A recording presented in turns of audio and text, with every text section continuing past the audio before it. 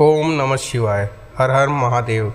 नमस्कार मित्रों, आज की वीडियो में हम आपको उन 4 चीज़ों के बारे में बताएंगे जो आपको हमेशा भगवान शिव के साथ दिखती है।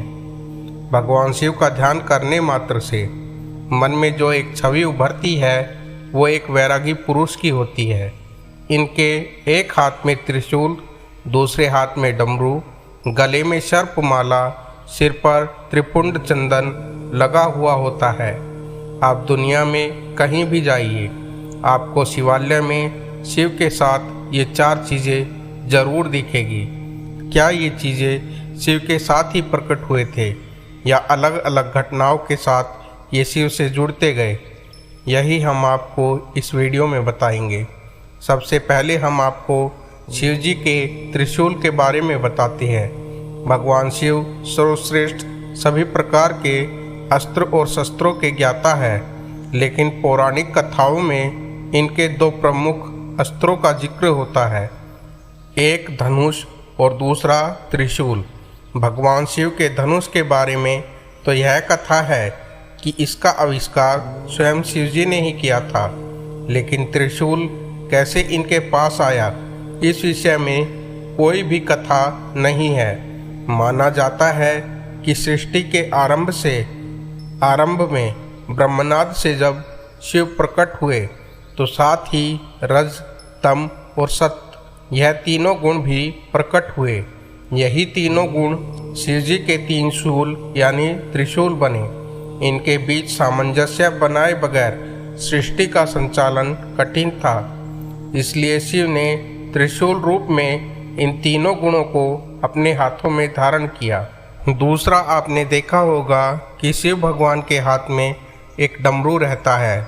तो आइए जानते हैं कि आखिर ये डमरू कहाँ से और कैसे आया। भगवान शिव के हाथों में डमरू आने की कहानी बड़ी ही रोचक है। सृष्टि के आरंभ में जब देवी सरस्वती प्रकट हुई, तब देवी ने अपनी वीणा के स्वर से सृष्टि में ध्वनि को जन्म दिया, लेकिन यह ध्वनि सुर और संगीत विहीन थी। उस समय भगवान शिव ने नृत्य करते हुए 14 बार डमरू बजाए और इस ध्वनि को व्याकरण और संगीत के दंड व ताल का जन्म हुआ।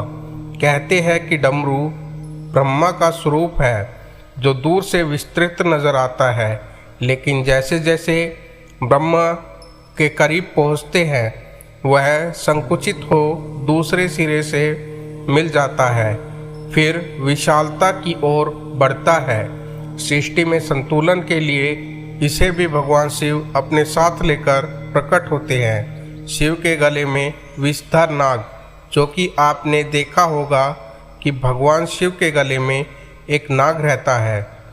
आइए अब इसके बारे में जानते हैं। भगवान शिव के साथ हमेशा एक नाग रहता है। इस नाग का नाम है वासुकी। इस नाग के बारे में पुराणों में बताया गया है कि यह नाग नागों की राजा है और नागलोक पर इनका शासन है। सागर मंथन के समय इन्होंने रस्सी का काम किया था, जिससे सागर को मथा गया। कहते हैं कि वासुकी नाग शिव के परम भक्त थे। इनकी भक्ति से प्रसन्न होकर शिव जी ने इन्हें नागलोक का राजा बना दिया और साथ ही अपने गले में आभूषण की भांति लिपटे रहने का वरदान दिया। आपने इसके साथ ही देखा होगा कि भगवान शिव के सिर पर एक चंद्र रहता है। तो अब जानते हैं कि भगवान शिव के सिर पर यह चंद्र कैसे आया। शिव पुराण के अनुसार चंद्रमा का विवाह दक्ष प्रजापति की 27 कन्याओं से हुआ था। ये कन्याएं 27 नक्षत्र है। इनमें चंद्रमा रोहिणी से विशेष स्नेह करते थे। इसकी शिकायत जब अन्य कन्याओं ने दक्ष से की तो दक्ष ने चंद्रमा को क्षय होने का श्राप दे दिया। इस श्राप से बचने के लिए चंद्रमा ने भगवान शिव की तपस्या की। चंद्रमा की तपस्या से प्रसन्न होकर शिव जी ने चंद्रमा के प्राण बचाए और उन्हें अपने शीश पर धारण किया। जहाँ चंद्रमा ने तपस्या की थी वह स्थान आज सोमनाथ कहलाता है। मान्यता है कि दक्ष के श्राप से ही चंद्रमा घटता और बढ़ता रहता है। दूसरों पर निर्भर रहने वाले लोग कभी खुश नहीं रह पाते, इसलिए इस लायक बनिए कि अपनी ज़रूरतों और अपनी इच्छाओं को आप खुद पूरा कर सके। जीवन में आपको कौन कौन मिलेगा ये समय तय करेगा। जीवन में आप किस किस से मिलेंगे ये आप तय करेंगे, लेकिन किस किस के दिलों में रहेंगे ये आपका व्यवहार तय करेगा। जिंदा रहो जब तक लोग कमियां ही निकालते हैं, मरने के बाद जाने कहाँ से इतनी अच्छाइयाँ ढूंढ लेते हैं। जिंदगी का तजुर्बा तो नहीं, पर इतना मालूम है छोटा आदमी बड़े मौके पर काम आ जाता है और बड़ा आदमी छोटी सी बात पर औकात दिखा जाता है। कहने को तो बहुत सी बातें होती है, अपनी असफलताओं से सीख लेकर सफलता के लिए बार बार प्रयास करते रहो। तब तक प्रयास करते रहो जब तक सफलता ना मिल जाए।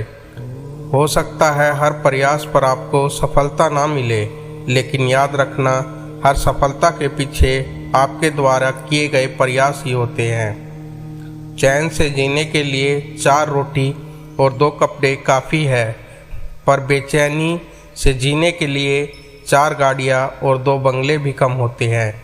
कौन क्या कर रहा है, कैसे कर रहा है, क्यों कर रहा है, इन सब बातों पर जितना आप दूर रहोगे उतने ही खुश रहेंगे। सब कुछ हासिल नहीं होता ज़िंदगी में, यहाँ किसी का काश तो किसी का अगर रह ही जाता है। परमात्मा शब्द नहीं जो तुम्हें किताब में मिलेगा, परमात्मा मूर्ति नहीं जो तुम्हें मंदिर में मिलेगा, परमात्मा इंसान नहीं जो तुम्हें समाज में मिलेगा, परमात्मा जीवन है जो तुम्हें अपने भीतर मिलेगा। माफ़ करना सीखिए, क्योंकि हम भी ईश्वर से यही चाहते हैं।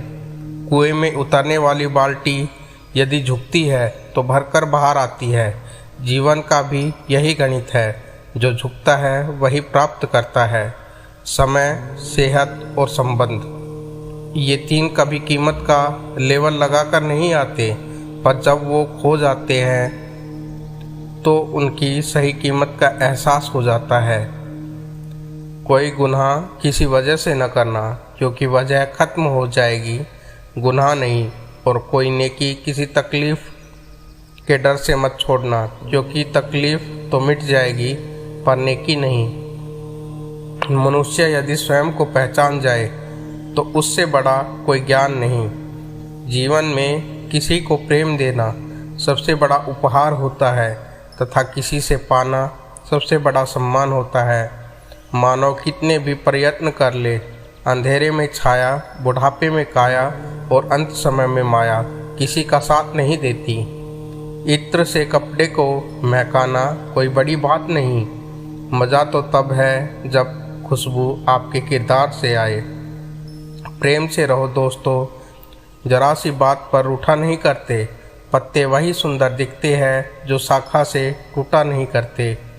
अपना कहने से कोई अपना नहीं होता, अपना वो होता है जिसे दिल से अपनाया जाए।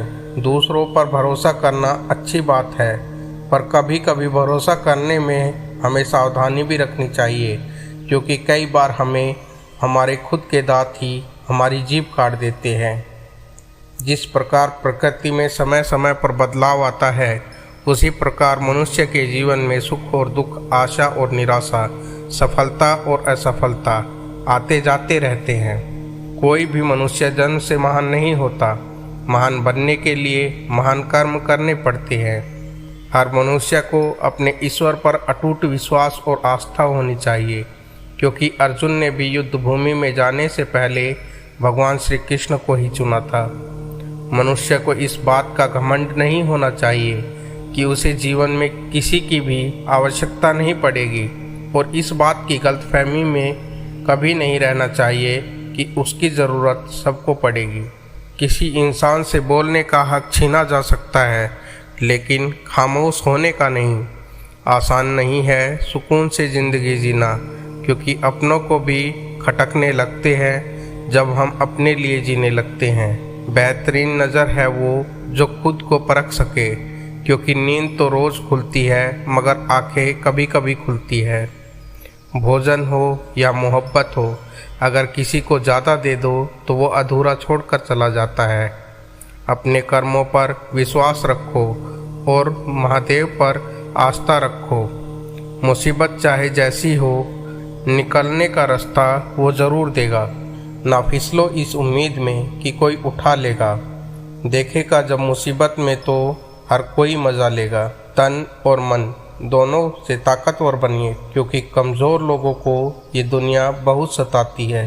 खामोश थी तितली जिसके रंग हजार थे पंख पर, शोर करता रहा वो कौवा न जाने किस गुमान में। किसी के जैसा नहीं बनना है, मैं अपनी खुद की पहचान बनाऊंगा। बन जाने दो ज़माने को मतलबी, मैं खुद को इंसान बनाऊंगा। ख्वाहिशों की तलाश में ज़िंदगी ना गुजारो, जो पल मिले उसे हंस के गुजारो। तो आज की वीडियो में मित्रों बस इतना ही। आशा करता हूँ आपको ये वीडियो पसंद आई होगी। मिलते हैं आपसे अगली वीडियो में, तब तक के लिए हर हर महादेव।